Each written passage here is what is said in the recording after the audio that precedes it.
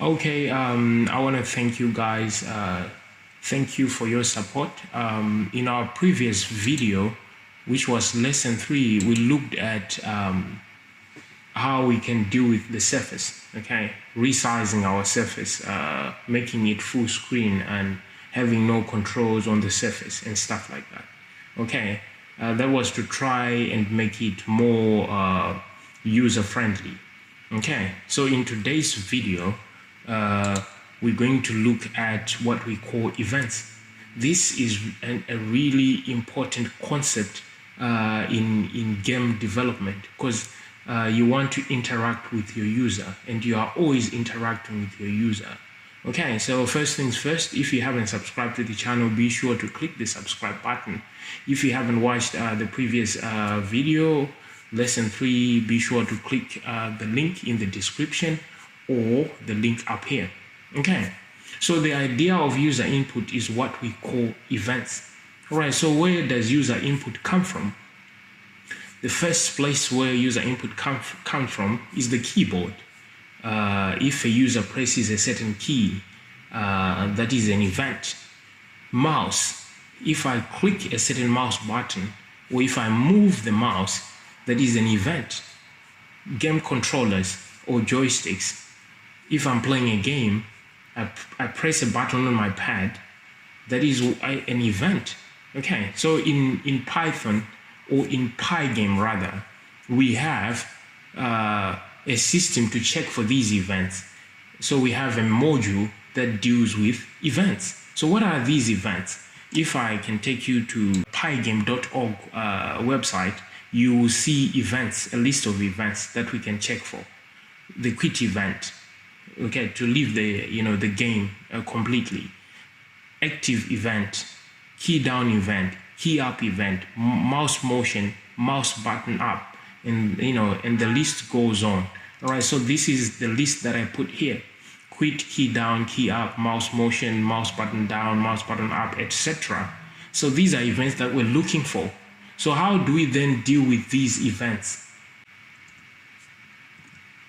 Okay, so this is our script that we are dealing with, and we are building on this script.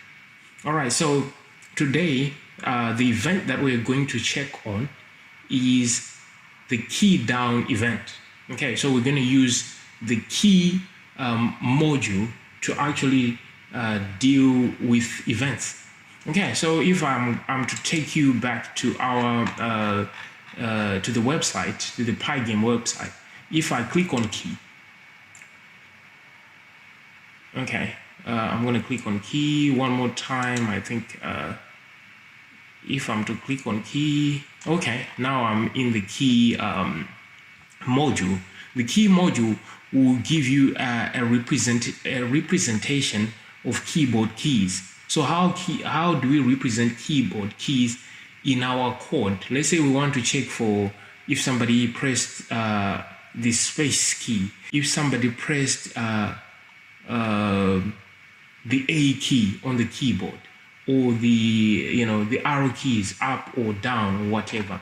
How do we represent that? We use a capital K and then an underscore, and then if it's a special character, we use the name of the character, and then if it's A to Z, we use lowercase a to Z, as you guys can see. If it's a number, we say K underscore that particular number. All right, so all the keys are represented here. You can actually see. Okay, so we want to check one event. Okay, so let's get back to our code. All right, as you guys would remember, the first thing that we checked for was the quit event. So how do we access the quit event? We reference it by using pygame.quit. As you guys, if I go back here, you see event is in the event module. You see the quit is on number 1 here, the quit event. All right, so what are we checking for? We're checking if the user has clicked this X button, the cross button of the window, on the window here. If I click this, the window should just close down. This is what we were checking for. Okay, so how about if the user presses a key? How do we check that event? So we say if event dot type is equal to Pygame dot. So what is pressing the key down? What event is it? Is it active event? Is it key down? Obviously it's key down. So we say Pygame dot key down. So we want to check what specific key has been pressed. So if I go to the keys module, the key is right here. If I go to the key module, I'll have to choose one key, right? We want to press just one key. So let's say we want to press the escape key. So how do we represent that?